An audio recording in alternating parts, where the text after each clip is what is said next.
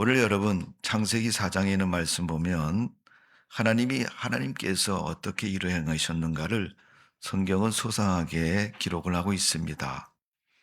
사람은 세상을 살면서 잘 살기를 바라고 뛰어난 존재로 살기를 바라고 성공자의 인생을 살기를 바라고 있습니다. 근데 세상은 여러분 알다시피 그렇게 되어지질 않죠. 내가 계획 세우고 내가 욕망하고 내가 원하는 만큼 되어지지 않을 때가 더 많습니다.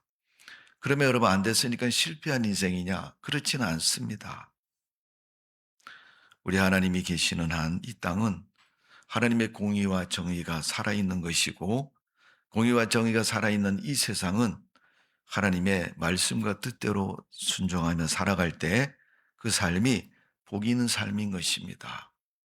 성경을 읽다 보면 어느 날 갑자기 하나님께서 세상 사람들하고도 아무런 상관이 없는데 여러분 일개 나라의 대통령을 뽑으려면 대통령 하겠다는 사람들 지원을 받아 가지고 그 어떤 사람이 합당한가를 모든 사람에게 물어 가지고 일종의 투표를 해서 가장 많이 표를 얻은 사람이 대통령이 되는 거 아닙니까? 그것처럼 예. 한 나라의 대통령을 세울 때도 그런 절차와 과정을 통해서 하는 것처럼 하나님은 하나님의 백성들, 이 나라, 민족, 이 땅 위에 있는 모든 사람들이 하나님이 왕으로 또 하나님이 통치자로 하나님이 이 땅의 주인으로 되어지기를 바라고 있는 겁니다. 그게 하나님의 뜻이고 하나님이 다스리는 모습입니다. 그렇다면 여러분, 오늘 우리가 살아가는 이 세상 가운데서 우리는 과연 어떤 모습으로 사는 게 왕이시고 이 나라를 책임지신 하나님의 뜻에 합당한 모습으로 사는 것인가? 그건 바로 하나님이 원하시는 삶을 살아가는 거예요. 물론 여러분 우리가 살아가는 동안 내가 원하는 것도 있고 내가 바라는 것도 있고 내가 결정하는 것도 있습니다. 그런데 그런 것들이 다 어, 주인이신 그 하나님의 뜻에 합당한 모습인가 하는 것을 늘 헤아릴 수 있는 지각과 명철이 우리에게 있어야 됩니다. 하나님이 에덴 동산을 만드시고 아담과 하와를 그 에덴 동산에 두셨습니다. 제가 지난주에 말씀을 드렸죠. 하나님의 형상을 따라 우리 인간을 만드셨다. 그 인간은 하나님의 형상을 가진 존재이고 하나님의 뜻과 섭리를 따라 살아가는 존재로 만드신 겁니다. 근데 사람들은 그렇게 살지 않습니다. 하나님의 형상과 상관이 없이 살고 하나님께 묻지도 뜻도 헤아리지 않고 살아갑니다. 그 모습을 우리가 축소판으로 보면 가정에서 여러분 부모와 자식 간의 삶의 모습을 보면 그 모습을 알 수가 있어요. 부모님이 어린 아이를 소위 말해서 피덩이라고 말하죠. 그 어린 아이를 낳아서 젖을 먹이고 밥을 먹이고 아이를 공부를 시키고 기릅니다. 아이가 점점점 자라서 이제 가정의 룰 속에 엄마 아빠 그 보호 속에 자라면서 삶의 기쁨과 성장을 합니다. 어느덧 슬쩍 커서 때가 되면은 자기 자아와 지식을 지, 어, 자기 것을 갖게 되면 그때부터 부모의 것을 점점점 등한시하고 버립니다. 물론 이제 그게 성인이 되면서 여러분 독립을 하고 자기 스스로 자아 속에 살아가는 그런 삶의 모습을 가져야 되는 건 당연한 겁니다. 왜? 그 부모는 무한한 것이 아니니까.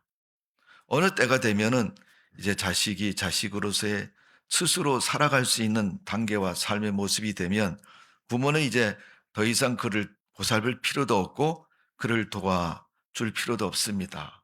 그가 하니까. 그러나 그가 잘못된 것을 선택하면 여러분 어떻습니까? 거기에 대한 대가를 지불해야 되고 또 그 삶에 대해서 분명히 실패자의 삶의 모습을 가질 수밖에 없는 것입니다.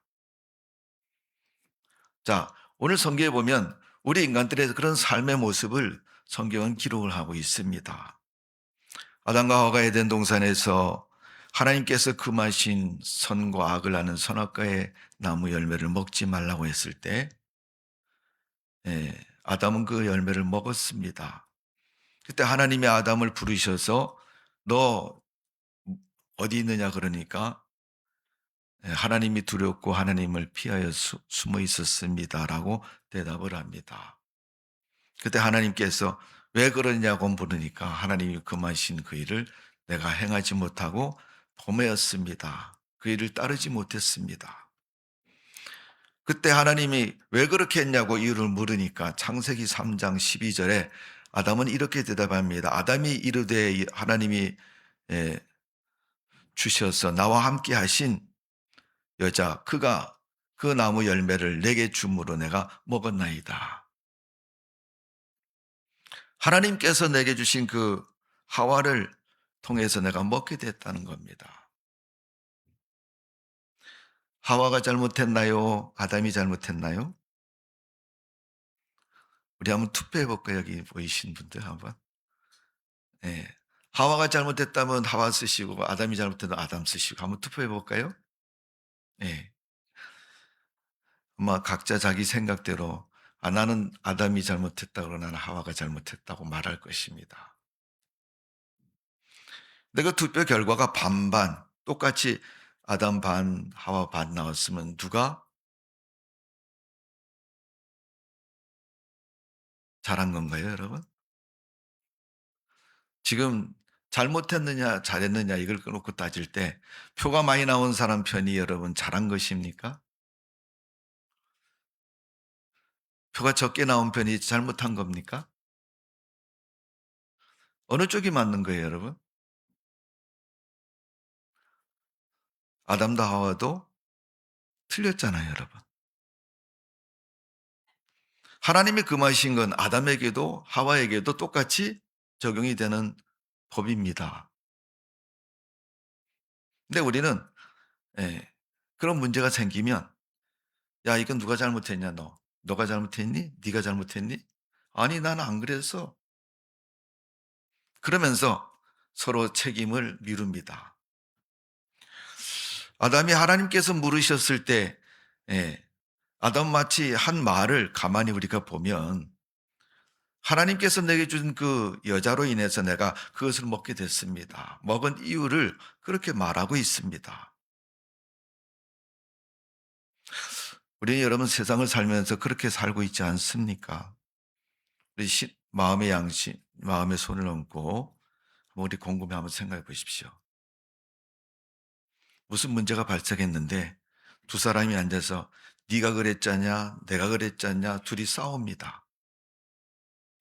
사실 그 문제는 이쪽 해도 저쪽 해도 틀린 것입니다. 선악과를 먹지 않는 것이 맞는 답인데 지금 먹은 것을 가지고 네가 했니, 내가 했니 이렇게 해서 싸우고 있는 겁니다. 우리가 살고 있는 사람들의 세상 삶의 모습을 보면 항상 그런 것이죠. 그래서 어, 그 방, 그 문제 앞에서 방법을 하나 만든 게 뭐냐면 법이라는 것을 만들어 놨습니다. 어떤 잣대를 만들어 놓고 그 잣대에 비교해 봐서 어떤 게 더 이 잘못에 가까운가를 가리려고 하는 그런 방법을 사용하고 있습니다. 그러나 여러분, 사람의 인생의 삶의 법은 그런 법이 아니고 하나님이 법이라는 사실을 우리는 꼭 기억해야 됩니다. 요즘 우리 나라의 사람들의 뭐 우리나라뿐만 아니라 전 세계적으로 지금 문제가 되지만은 이 날씨의 변화에 대해서 사람들이 굉장히 민감해 있어요. 과거에 살아왔던 삶의 모습을 통계적으로 이렇게 결론적으로 이렇게 정리를 해보면 이 시기에는 이런 날씨가 되고 이런 날씨에는 이런 경로를 통해서 이루어지는 그런 어떤 틀과 같은 그런 모습들이 진행이 되고 이루어져 왔습니다. 근데 최근 몇 년 동안 아주 굴곡이 심할 정도로 그런 모습을 찾아볼 수가 없습니다. 지금까지는 경험하지 못한 새로운 어떤 기온의 변화와 영향력이 나타나기 시작했고 그 영향력에 의해서 사람들이 당황스럽고 어쩔 수 없는 그런 모습을 갖고 있습니다. 사실 여러분 우리나라 같이 이렇게 더우면 에어컨 틀고 또 뭐 다른 방법까지 동원해 갖고 더위를 피하려고 열심을 다하고 있는데 사실은 여러분 에어컨이 없는 유럽 같은 나라 우리가 보면 우리나라보다 잘 사는 나라 선진국이고 국민 소득이 높고 인구도 많고 땅도 넓고 그런 나라들 가운데서 보면 에어컨을 보급하지 못하게 해서 법적으로 막아서 여러분 요즘 에어컨 예 사도 되고 설치도 되고 틀어도 된다고 이제 예 정치적인 공약을 가진 사람들이 공약으로 내거는 그런 시대가 됐습니다. 유럽에 있는 몇몇 나라들이. 과연 지금까지 전기에 대한 또 에너지에 대한 문제를 가지고 이렇게 관리하면 된다고 생각하고 관리해 왔고 지금 법으로 만들고 지켜왔는데 앞으로 과연 이 문제를 에어컨을 틀지 않으면 도저히 살 수가 없고 견딜 수가 없다는 그런 결론을 갖게 되니까 그때부터는 이제 뚝을 막았던 뚝을 트는 것처럼 이제 그런 문제들을 공론화시키고 사회에 여론화시키는 그런 모습들을 볼 수가 있습니다. 물론 여러분 그게 잘못됐다, 잘됐다라는 그런 의미보다는 과연 그것을 우리가 허용을 했을 때 그 뒤에 있는 부작용과 많은 문제들을 어떻게 감당하겠느냐. 여러분 사람이 사는 세상은 아무 문제가 없이 살면 얼마나 좋겠습니까? 그러나 하루에서 10번 또 그 이상 많은 문제 속에 살아가고 있습니다. 그렇다면 우리가 그것을 어떻게 해결할 수 있느냐, 어떻게 해결이 되느냐 하는 그런 방법적인 면에서 보면 오늘 성경은 하나님께서는 그 문제에 대한 사안들을 명확하게 우리에게 가르쳐 주고 있는 부분이기도 합니다. 어쩌면 사람이 인생을 살다가 삶의 문제가 생겼을 때 그 문제를 어떻게 해결할 것인가라는 그런 모습들을 가르쳐 주고 있는지 모릅니다. 하나님께서 아담에게 물어봅니다. 너 왜 선악과를 먹었냐? 그거 절대 먹으면 안 되는데 왜 먹었느냐? 우리 사람들 같으면 그러죠. 야, 너 뭐 먹어서 그래? 여러분 아이들 키운 사람들은 다 경험했을 거예요. 아이가 어른들도 모르는 사이에 입에다 동전을 집어넣었다든가 먹지 말아야 할 어떤 물건을 먹어서 아이가 어떻게 합니까? 목구멍에 걸리거나 넘어가 갖고 헥헥거리면 어떻게 해요? 그냥 우리 한국 사람들은 뭐 하잖아요, 여러분. 거꾸로 들고 두들겨 팹니다. 튀어나오라고. 때렸다가 그러면 아이가 죽으면 어떻게 해요? 그냥 죽는 거다. 이렇게 생각하고 그냥 방법을 쓰잖아요. 그걸 살리려고 하는 방법이지만 그게 사는 방법이 아니라 죽는 방법이 될 수도 있다는 겁니다, 여러분. 그러면 살았으면 상관이 없는데 두들겼는데 튀어나와 가지고 숨을 다시 회복하고 살면 상관이 없는데 두들겼는데 죽으면 뭐예요? 여러분 법적인 용어로 하면 살인죄가 되는 거잖아요. 여러분. 살리려고 했던 게 오히려 어떻게 합니까? 죽이는 모습이 된 거죠. 하나님은 생명나무를 주시고 생명을 주시고 영생의 그 인간의 삶을 보장하시고 창조하시고 만드시고 그 삶을 에덴 동산에 두셨는데 그것이 오히려 생명나무보다는 선과 악을 아는 선악과의 열매로 인해서 더 큰 해를 받고 죽음에 직면하는 그런 모습이 된 것을 볼 수가 있습니다. 이 엄청난 문제 앞에 하나님께서 아담에게 물으시는 거예요. 너 뭘 했냐고. 그랬더니 아담이 그 여자가 내게 주어서 내가 먹었습니다. 하나님께서 저는 읽으면서 그런 생각이 들어요. 요즘 대부분 사람들이 그렇게 얘기하더라고요. 하나님 그렇게 나쁘면 에덴 동산에 선악과를 만들지 마시지 왜 만들어 놓으셨어요? 사람들이 이제 그런 질문을 한다 그럽니다. 그러면 여러분 우리가 또 하나 질문을 한번 만들어 봅시다. 선악과가 그렇게 나쁘면 하나님께서 선악과를 만들지 않는 것도 하나의 방법이지만 이 아담이 너 왜 선악과 먹었냐 그랬더니 아담이 하나님께서 주신 그 여자 하와가 주워서 먹었습니다. 그러면 하나님께서 너 하와가 준다고 하는데 먹냐? 근데 성경에 그런 부분은 없습니다. 그런데 하나님은 그런 질문을 하는 것처럼 그 질문에 합당한 하나님의 방법을 사용하고 계셨습니다. 자, 우리를 임시적으로 보이는 면에서 보면 하나님께서 창세기에 보면 그의 그 행위를 가리시려고 가죽옷을 만들어서 입히셨다. 그의 벌거벗은 수치를 가려주셨다 하고 성경은 기록하고 있습니다. 그래도 여전히 가죽옷을 입고 에덴 동산에 여기저기 다니지만 그에게는 아직도 생명나무 열매, 선악을 아는 선악과의 열매가 그 존재하고 있습니다. 그때 하나님은 그 에덴에서 쫓아내셨습니다. 더 이상 여기 머물 안 돼, 나가라. 그래서 에덴에서 쫓겨나고 그 에덴을 두르지 못하도록 화영금을 든 그룹을 통해서 지키도록 하셨습니다. 자, 우리가 그 장면을 보면서 야, 하나님 나를 미워하신다. 나를 싫어하신다. 이렇게 여기면 여러분 솔직히 얘기해 보십시오. 누군가 여러분에게 그렇게 생각을 가지고 너 나랑 이제 앞으로 원수 될 거야 그러면 가까워질 수 있습니까? 그렇게 할 수 있지만 하나님 그렇게 하지 않고 어떻게 하셨습니까? 가죽 옷도 해서 입히고 또 그 아담과 하와에게 그들의 삶을 하나님께서 계속 이어가도록 오늘 본문의 말씀을 보면 하나님께서 그들을 축복해 주시는 모습을 볼 수가 있습니다. 1절을 보면 아담이 그의 아내 하와 동침함의 하와가 임신하여 가인을 낳고 이제 아담과 하와가 에덴에서 쫓겨났을 뿐 아니라 그러나 그 후손들을 낳는 하나님의 축복을 받게 됩니다. 근데 그 후손들 가인과 아벨을 낳았는데 가인과 아벨이 하나는 농사 짓는 사람, 하나는 짐승을 기르는 사람인데 그들이 어느 정도 시간이 지나고 어, 자기의 소산을 가지고 하나님 앞에 제사를 드립니다.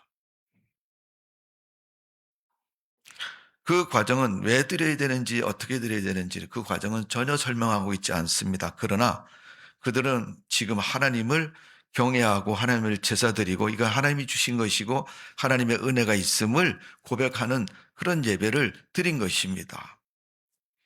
근데 문제는 가인의 제사는 받지 아니하셨고 아벨의 제사를 하나님이 받으셨다. 물론 성경에는 그렇게 규정이 되어 있지만은 여러분 그 기록대로 보면 우리가 하나님 누구는 맞고 누구는 틀리다고 말씀하시네. 이런 모습을 우리가 생각할 수가 있습니다. 그러나 정말 여러분 하나님이 그런 마음을 갖고 계십니까? 우리 뒤에 부분을 계속 읽어보면 가인이 그런 이유로 인해서 하나님 앞에 예, 그런 대답을 합니다. 창세기 4장 9절의 말씀을 보면 우리가 8절까지 읽었죠. 그 다음 9절을 보면 여호와께서 가인에게 이르시되 내 아우 아벨이 어디 있느냐? 아벨이 어디 있냐고 물으시는 겁니다. 그가 이르되 내가 알지 못하나이다. 내가 내 아우를 지키는 자이니까. 하나님 왜 물으세요? 그걸 제가 대답을 해야 됩니까? 요즘 여러분 우리가 살아가고 있는 삶의 현실의 모습을 보면 많이 들어본 모습 아닙니까, 여러분? 부모와 자식 간의 대화도, 선생님과 제자와의 대화도, 부부 간의 남녀 간의 대화도 거의 이런 유형으로 계속 흐르고 있습니다.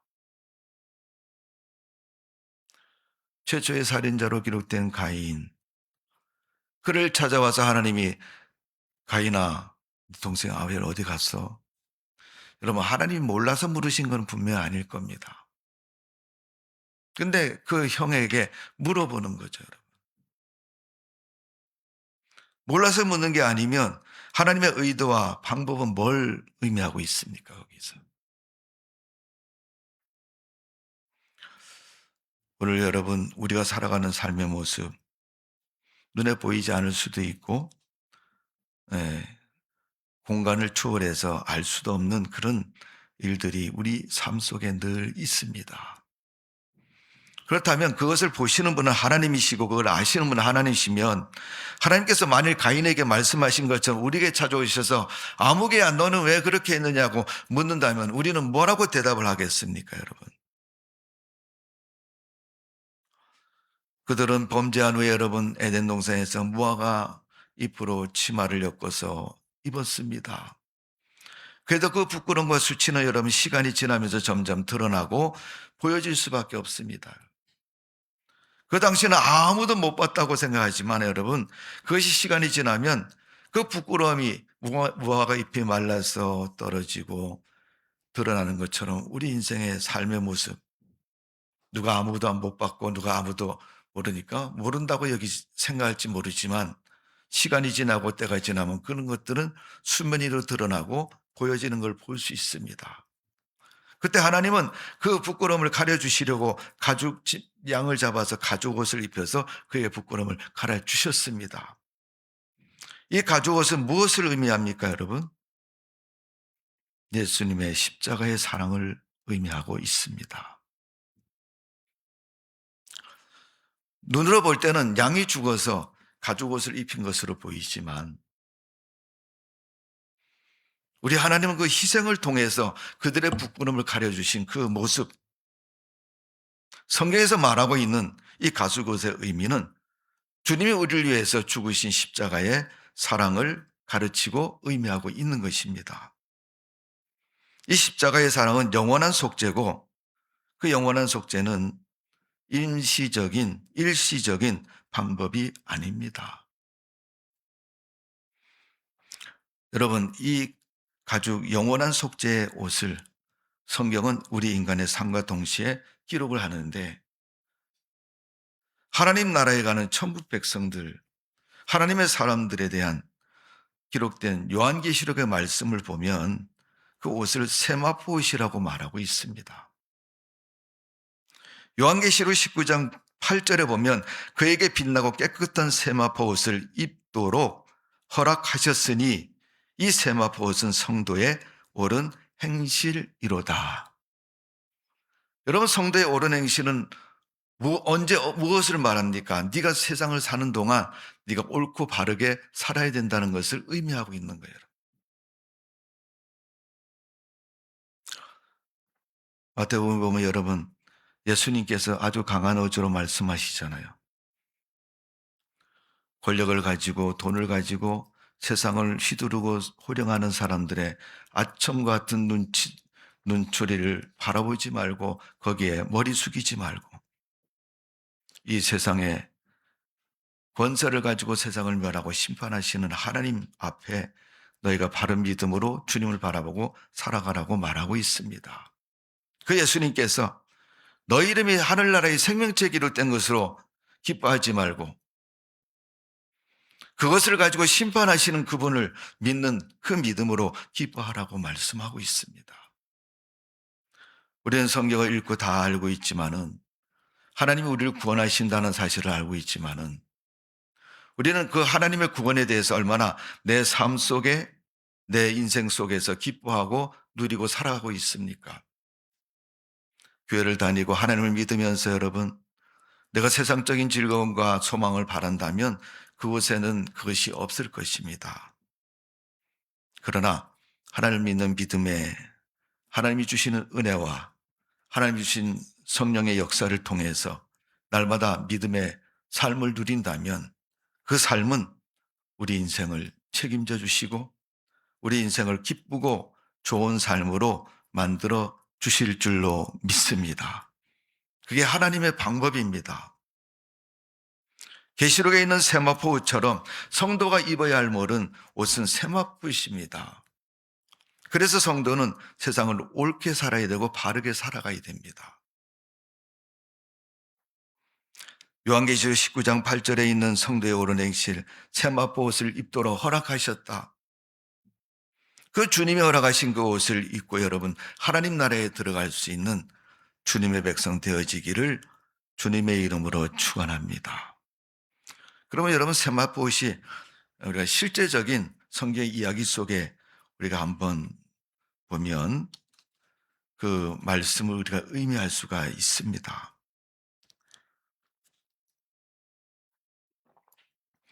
우리가 구약 성경 창세기를 한번 찾아보겠습니다. 그럼 창세기를 찾아보세요. 44장입니다. 조금 뒤로 넘기시면 창세기 44장이 나옵니다. 44장 18절에서 34절. 좀 긴 말씀이 여러분 천천히 교독하면서 우리 한번 읽어보겠습니다. 구약성경 70면에 있습니다. 18절부터 44장 18절부터 마지막 34절까지 우리 읽어보겠습니다. 제가 18절 있습니다. 유다가 그에게 가까이 가서 이르되 내 주여 원하건대 당신의 종에게 내 주의 귀에 한 말씀을 아뢰게 하소서. 주의 종에게 노하지 마소서. 주는 바로와 같으심이니이다.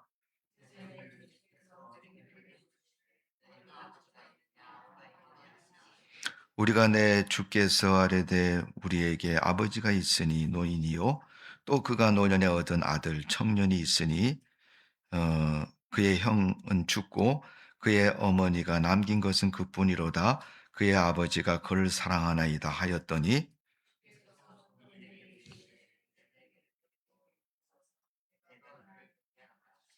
우리가 내 주께 말씀드리기를 그 아이는 그 아버지를 떠나지 못할지니 떠나면 그 아버지가 죽겠나이다.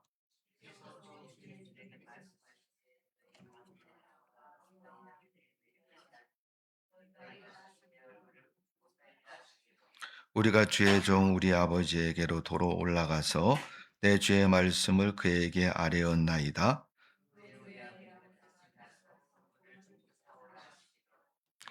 우리가 이르되 우리가 내려갈 수 없나이다. 우리 막내 아우가 함께 가면 내려가려니와 막내 아우가 우리와 함께 가지 아니하면 그 사람의 얼굴을 볼 수 없음이니라.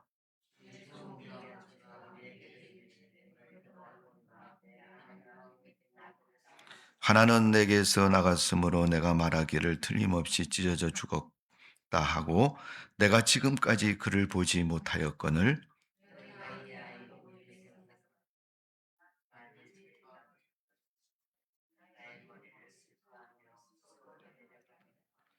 아버지의 생명과 아이의 생명이 서로 하나로 묶여 있거늘 이제 내가 주의 종 우리 아버지에게 돌아갈 때 아이가 우리와 함께 가지 아니하면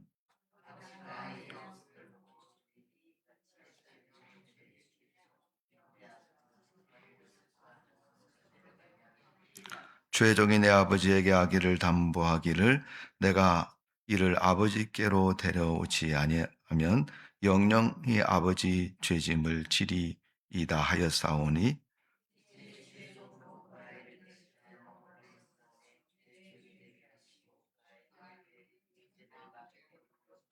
그 아이가 나와 함께 가지 아니하면 내가 어찌 내 아버지에게로 올라갈 수 있으리까 두렵건대 제가 내 아버지에게 미치리이다. 아멘.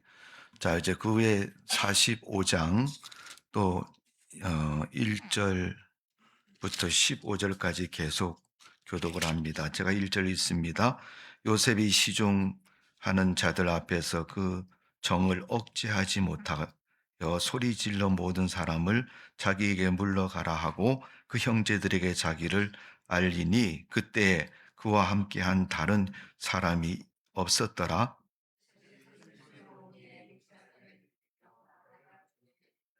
요셉이 그 형들에게 이르되 나는 요셉이라 내 아버지께서 아직 살아계시니까 형들이 그 앞에서 놀라서 대답하지 못하였더라.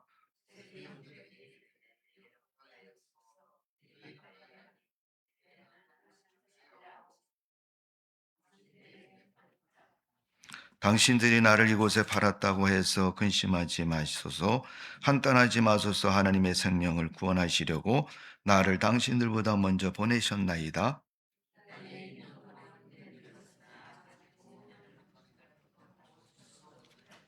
하나님이 큰 구원으로 당신의 생명을 보존하고 당신들의 후손을 세상에 두시려고 나를 당신들보다 먼저 보내셨나이다.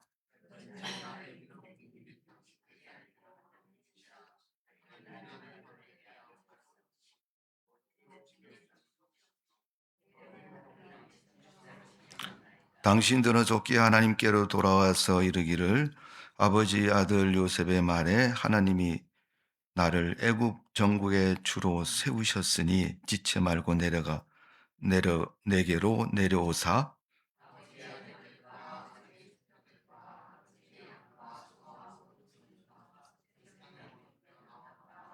흉년이 아직 닷새 때 있으니 내가 거기서 아버지를 복양하리이다. 아버지와 아버지의 가족과 아버지께 속한 모든 사람에게 부족함이 없도록 하겠나이다 하였더라. 전하소서.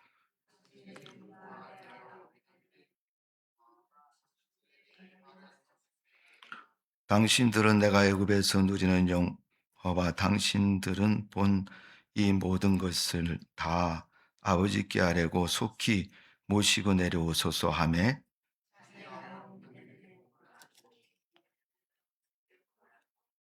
다 같이 요셉이 또 형들과 입맞추고 앉고 우리 형들이 그제서야 요셉과 말하니라.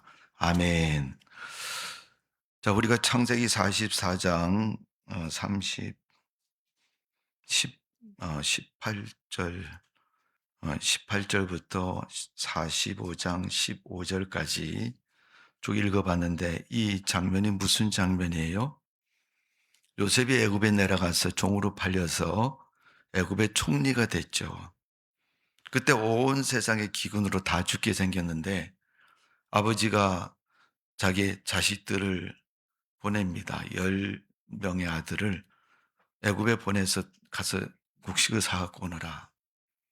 그래서 여러분 우리가 앞에 있는 부분도 쭉 읽어보면 그들이 가서 곡식을 사갖고 왔는데 보니까 그 자루에 그 애굽의 물건들이 있었고 총리가 쓰던 그런 물건들이 있었습니다.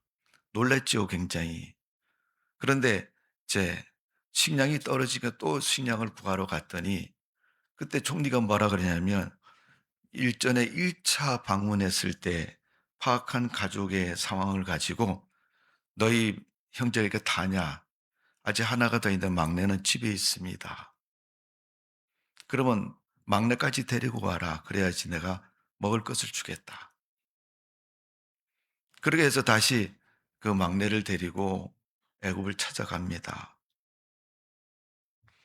그때 총리인 요셉이 예, 그런 얘기를 하죠. 올라갈 때 이제 그 중에 내가 믿을 수 없으니까 너희 중에 하나 담보물로 남겨놓고 가라. 그렇게 해서 이제 그 담보물을 남겠다고 자청하는 사람이 바로 유다라는 아들입니다. 우리가 앞에 있는 쭉 내용을 보면 아버지의 자색 옷을 입고 총애를 받던 요셉이 형들에 의해서 애굽 장사꾼에게 팔려갑니다. 그때 제일 큰 형이 뭐라 그러냐면 야 그래도 형제가 있는데 죽일 수 있겠냐. 저 녀석 우물에 매달아 놓고 그 옷을 벗겨가지고 짐승의 피를 묻혀가지고 죽었다고 우리가 아버지한테 보고를 하자. 그래서 그 일을 작성을 하고 아버지한테 보고를 합니다. 아버지 야곱은 아들이 죽은 줄 알았습니다. 그리고 나서 그 우물에 매달렸던 아들 요셉을 갖다가 애굽 장사꾼에 팔아서 요셉은 애굽에 팔려가서 종이 되고 또 그 종에 종세를 하면서 감옥도 가고 후에 꿈을 해석함으로 애굽의 총리가 됩니다.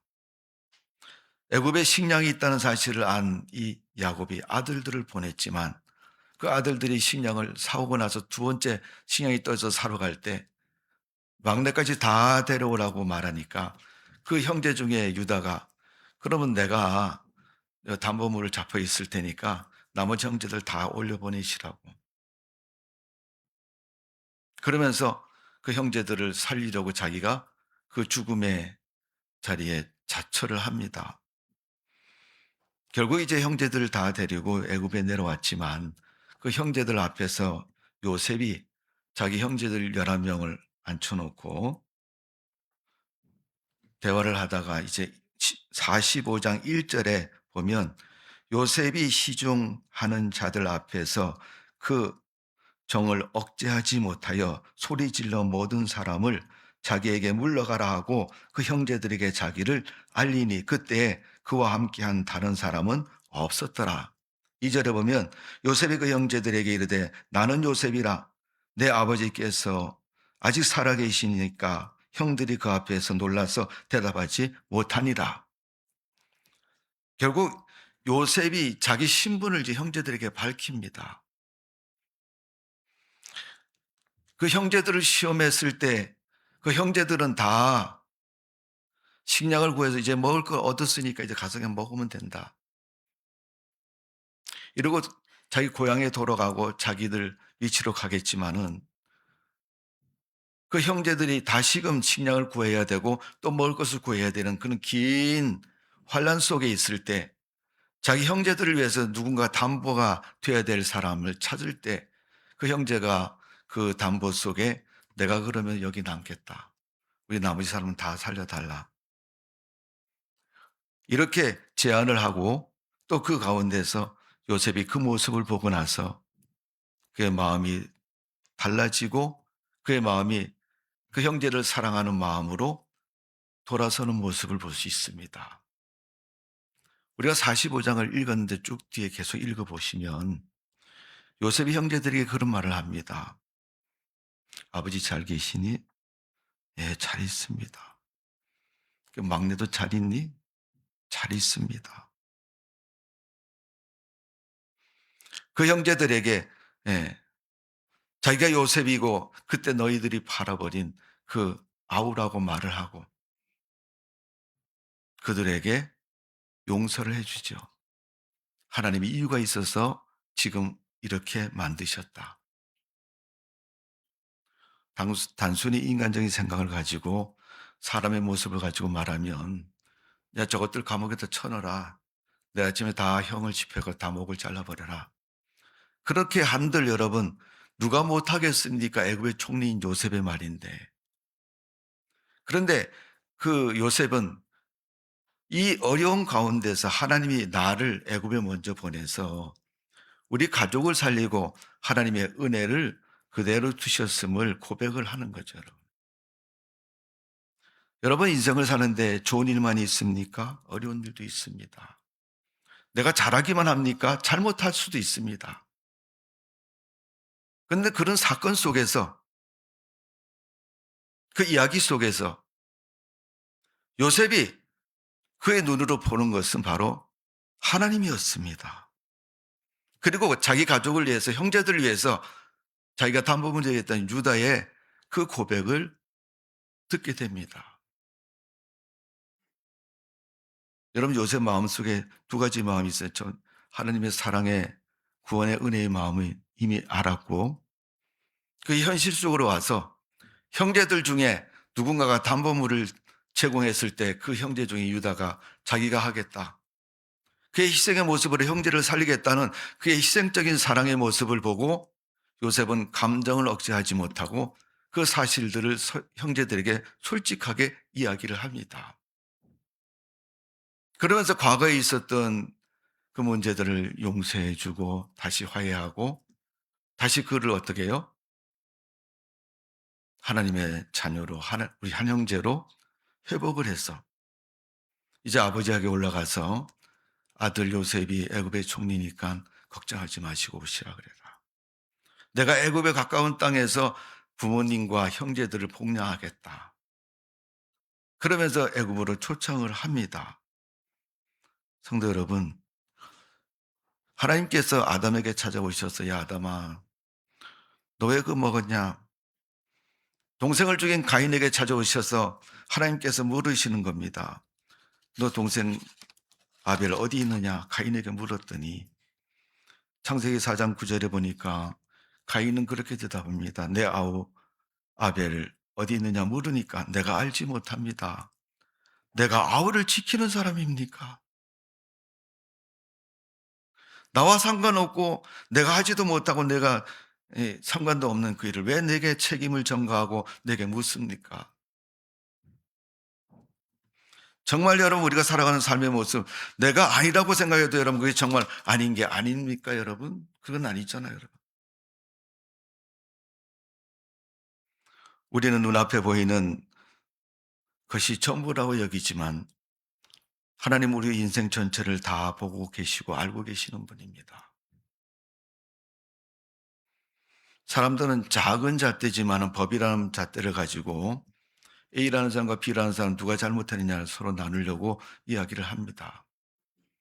적어도 여러분 그 잣대가 공정한 잣대가 되려면 A와 B가 이루어진 일들의 그 마음속에 있는 생각까지도 정확히 알았을 때 여러분 이건 잘못된 생각이고 이건 맞는 거야라고 말할 수가 있습니다. 그렇지 않고 판단을 하면 여러분 어느 쪽인가 잘못된 판단이 이루어지는 것을 볼 수 있지 않습니까? 그런데 그것을 다 아시고 보시는 분은 하나님이시라는 겁니다, 여러분. 즉 우리는 우리 눈앞에 벌어진 일들만 이야기하지만 하나님은 그 사람 속에 있는 내면 속에 있는 마음까지도 그때 그 사람의 심령까지도 다 알고 계시고 계획하고 계시고 그 일을 만드시는 분이 하나님이십니다. 요셉의 형제들은 요셉을 팔아버린 것으로 모든 것이 다 해결됐다고 덮으려고 했지만은 그것은 덮을 수 없는 사건이었습니다. 하나님은 요셉을 살리셔서 하나님의 놀라운 일을 하시고 그 형제들에게 요셉이 살아있음을 명백하게 보여주고 있습니다. 우리 그리스도인들도 보면 여러분 세상을 살다가 뭐 성경 읽었고 하나님의 은혜를 듣고 아니까 주님은 십자가에 우리를 용서해 주신다라는 주님의 용서와 사랑을 내 인생의 과오나 잘못된 것을 덮으려는 방법으로 쓰고 있지 않느냐 이런 얘기입니다. 굳이 여러분 하나님이 모르셔서 아담을 찾아오셨고 하와를 아벨을 가인을 찾아오셨겠습니까 여러분? 하나님은 그 건너편에 있는 한 가지를 더 생각하고 있는 겁니다. 나는 내에게 먼저 생각하고 급급해하지만은 하나님은 우리라는 공동체를 먼저 생각하시는 분입니다. 나는 내 것만 챙긴다고 생각하지만 하나님은 우리 교회, 이 나라, 민족, 공동체를 먼저 생각하시는 분이 하나님이십니다. 하나님에게는 모세도 중요하시지만 하나님은 다윗도 중요하시지만 하나님은 하나님의 사람, 언약의 백성인 이스라엘도 중요하신 겁니다. 아브라함도 복을 받은 사람이 아브라함도 중요한 사람이지만 하나님은 아브라함의 후손들을 통해서 믿음의 공동체를 세우시고 그 공동체를 통해서 하나님의 놀라운 구원과 역사를 만들어 가시는 분이 주님이십니다, 여러분. 올해 여러분 2026년도 우리 교회 표가 뭡니까? 교회를 사랑하자. 내가 주님을 믿고 주님을 따르는 주의 백성이라면 내가 주님을 얼마나 사랑하는 마음으로 지금까지 예배를 해왔고 기도해왔고 교회를 다녔고 주님 앞에 어떤 모습으로 살아왔습니까?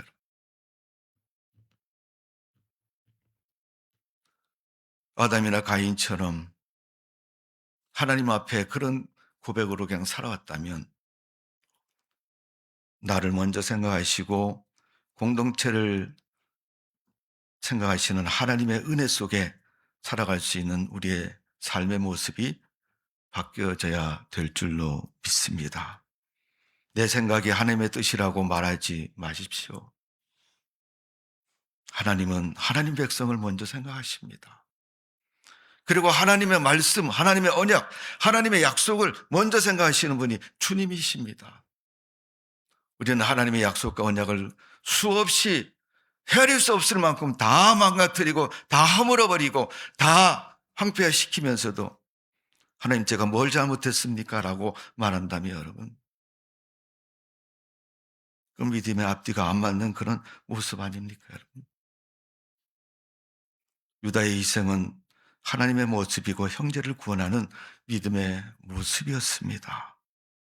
나를 찢어서라도 당신들을 구원하겠다는 유다의 희생적인 그 사랑이 십자가의 사랑이고 하나님이 그 형제들에게 들으시는 믿음의 사랑의 고백이었습니다. 요한복음 15장 13절에 보면 사람이 친구를 위하여 자기 목숨을 버리면 이보다 더 큰 사랑이 없나니. 요한일서 3장 16절에 보면 그가 우리를 위하여 목숨을 버리셨으니 우리가 이로써 사랑을 알고, 아직도 예수 그리스도의 사랑을 모른다고 말해서는 되지 않을 것입니다. 인생을 사는 우리의 모습, 그 사람의 사랑, 그 사람의 십자가의 은혜, 지금 현실에 살고 있는 나의 삶의 모습과 무슨 관계가 있습니까?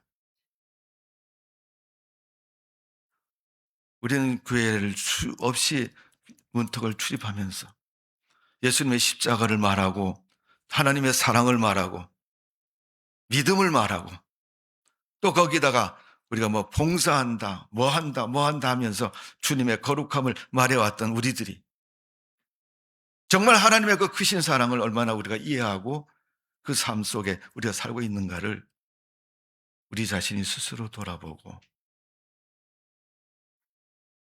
하나님의 방법은 문제가 있으니까 문제를 지적해서 문제를 온 세상에 꺼내놓고 판결하는 것처럼 하나님 문제를 해결하지 않습니다.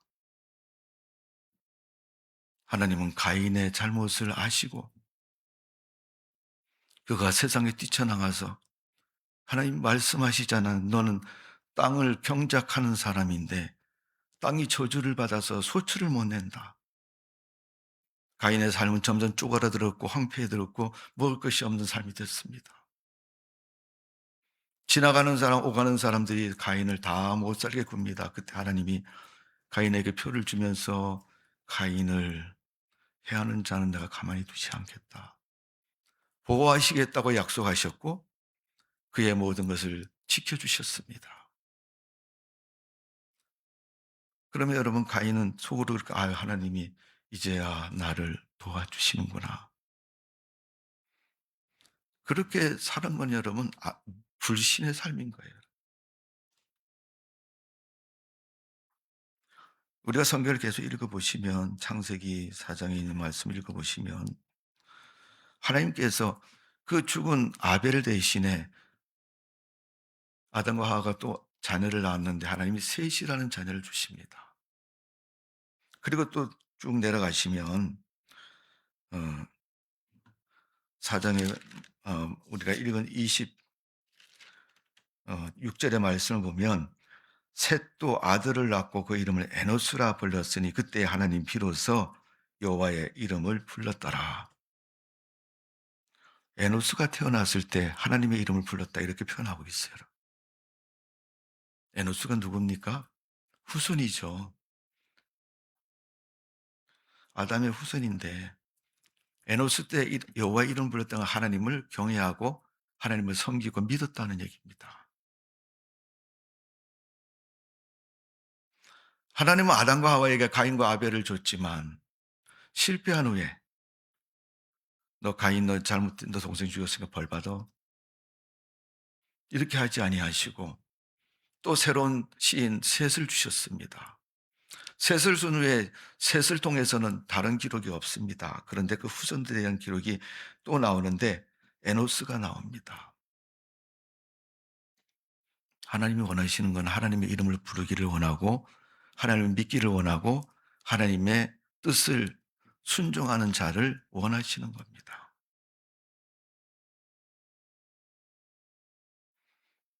요한계시 19장에 있는 말씀처럼 세마포스는 성도들의 옳은 행실이라고 말한 것처럼 너의 이름이 생명체에 기록된 것보다 그들의 행위가 기록된 것, 삶이 기록된 것, 그들이 어떻게 살아왔는가를 기록하시는 그 하나님에 대한 두려움과 경건함과 바른 믿음으로 우리가 세상을 살아가는 게 우리 하나님 믿는 사람들의 삶의 모습이,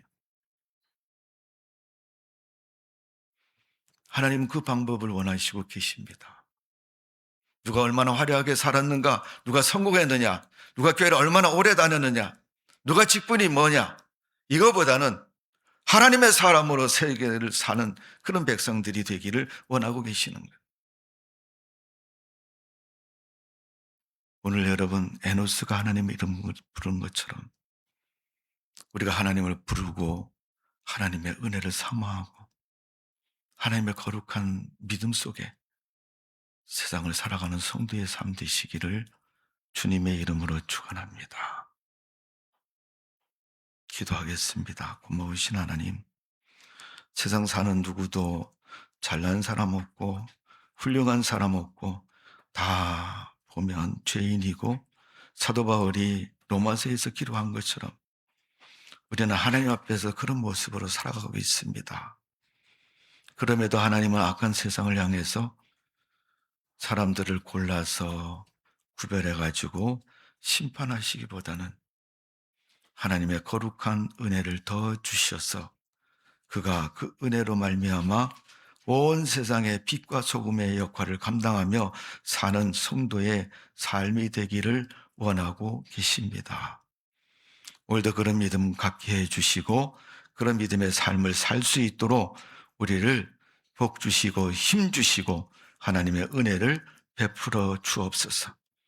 우리가 눈을 들어 세상을 보면 다 도둑이고 다 사기꾼이고 다 강도같이 보이는 세상입니다. 그것을, 그 세상을 하나님의 복음으로 볼 수 있는 믿음의 눈을 가지고 주님의 십자가의 사랑으로 그들을 함께 할 수 있는 성도의 믿음의 사랑 가진 자로 살아갈 수 있도록 은총을 내려 주옵소서. 예수님의 이름으로 기도하옵나이다. 아멘.